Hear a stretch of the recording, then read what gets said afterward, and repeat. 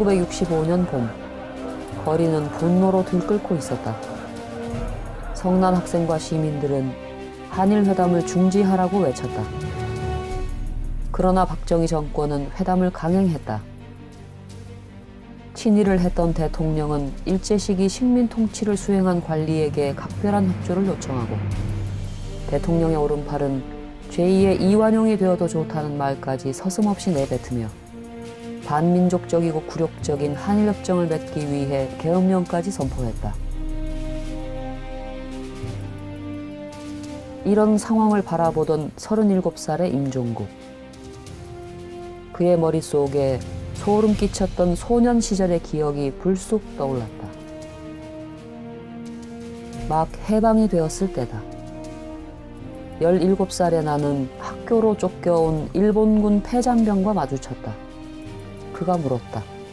우리는 전쟁에 졌다. 너는 어떻게 생각하냐? 나는 조선이 독립하게 돼서 기쁘다고 대답했다. 그러자 그는 이글거리는 눈빛으로 나를 한참 노려보더니 이렇게 말했다. 20년 후에 만나자. 지금이 정확히 20년 후였다. 일본군 패잔병의 불길한 예언은 결국 현실이 되는 것인가? 더 이상 침묵해서는 안 된다. 임종국은 친일의 역사와 맞서기로 결심을 굳혔다.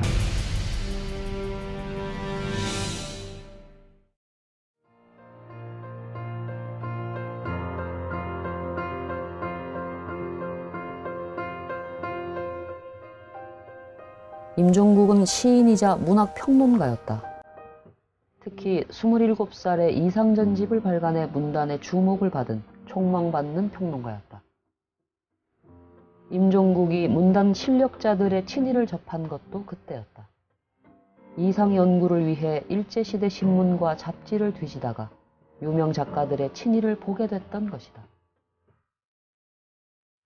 그로부터 10년, 일제시대 자료를 계속 봐왔던 임종국은 빠른 속도로 글을 써가기 시작했다. 일제의 식민 통치를 정당화하고 침략 전쟁 참여를 부추겼던 작가들의 작품을 분석하고 단체 활동도 정리했다. 그런데 자료를 확인하던 임종국은 전혀 예상치 못한 사실을 발견했다.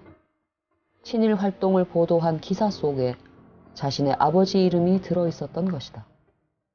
참으로 가슴 아프고 역설적인 상황이었다. 친일파와 싸우려고 나섰는데 내 아버지가 친일파였다니.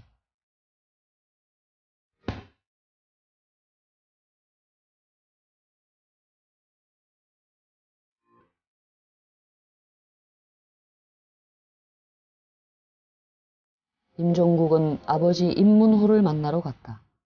그리고 조용히 물었다. 아버지 이름을 뺄까요? 그러면 공정하지가 않은데. 아버지는 괴로운 듯 긴 침묵을 지키다가 아들을 향해 담담하게 말했다. 종국아, 내 이름도 넣어라. 내 이름 빠지면 그 책은 죽은 책이다. 임종국은 눈물을 삼키며 고개를 끄덕였다. 1966년, 마침내 임종국의 책이 나왔다. 이 책은 문단의 실력자들이 감춰왔던 친일 전력을 만천하에 드러냈다. 그러나 세상의 반응은 무서울 정도로 차가웠다. 문단은 철저하게 묵살했고 시민들은 친일 문제에 전혀 관심이 없었다. 임종국은 낙담했다. 그는 다른 문화 분야와 사회 경제 분야 친일, 그렇게 3부작의 꿈을 포기할 수밖에 없었다. 그리고 임종국은 5 식구의 밥을 벌기 위해 여성지에도 글을 썼다. 간신히 생계를 유지하는 고단한 삶이었다.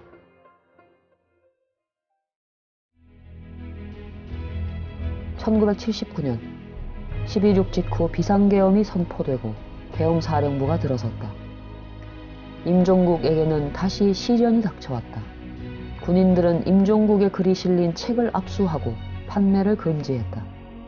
임종국의 사진도 신문에 싣지 못하게 했다.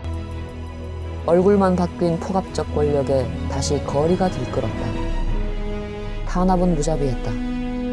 저항하던 광주 시민들은 권력의 총칼에 무더기로 죽어갔다. 그때 비로소 시대를 앞서간 임종국의 작업이 주목을 받기 시작했다.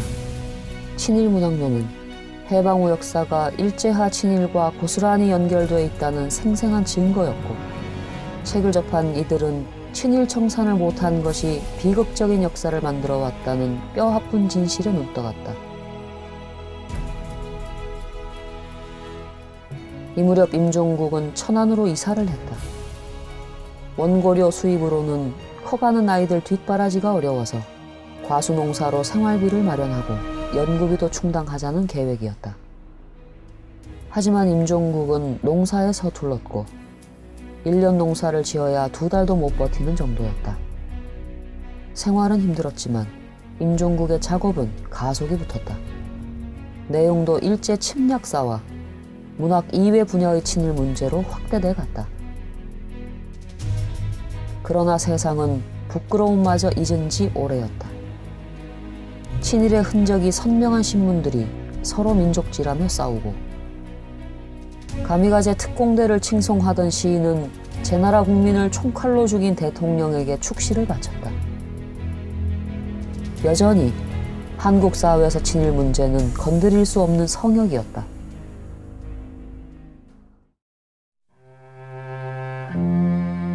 임종국은 계속 홀로 가야 했다. 그의 어깨에 놓인 역사의 짐은 무거웠지만 친일 청산은 반드시 해야만 하는 일이었다.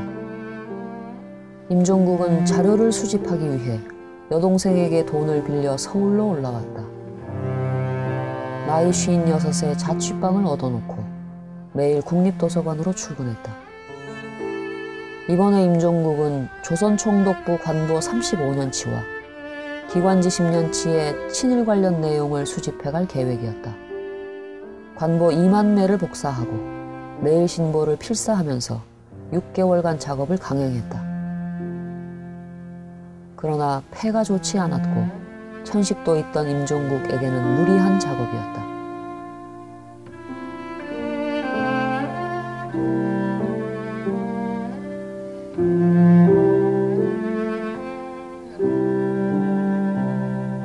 한 달 후, 다행히도 그는 병석에서 일어났다. 그러나 한 번에 200보 이상을 걷지 못할 정도로 건강이 악화되어 있었다. 그런 상태에서도 임종국은 고집스럽게 연구와 집필을 멈추지 않았다. 그는 필생의 작업을 준비하고 있었던 것이다. 무려 70년에 걸친 사회 전 분야의 친일을 총정리하는 것. 이와 함께 그동안 채워온 1만 2천 장의 친일 인명 카드를 기초로 친일 인명사전을 만들 작정이었다. 그러나 그의 건강은 하루하루 나빠져 갔다. 1989년 11월, 결국 임종국은 자신의 꿈을 이루지 못한 채 세상을 떠났다.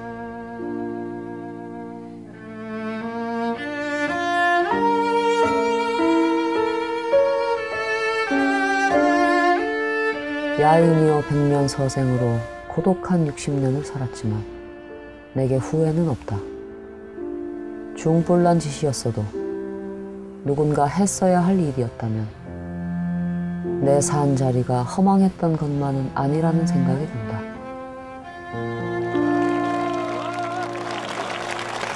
여러분, 지금 한국 곁에 주인공의 역사가 바뀌고 있습니다. 그렇습니다. 우리가 단체로 역사는 스스로 가진 모습을 드러냅니다.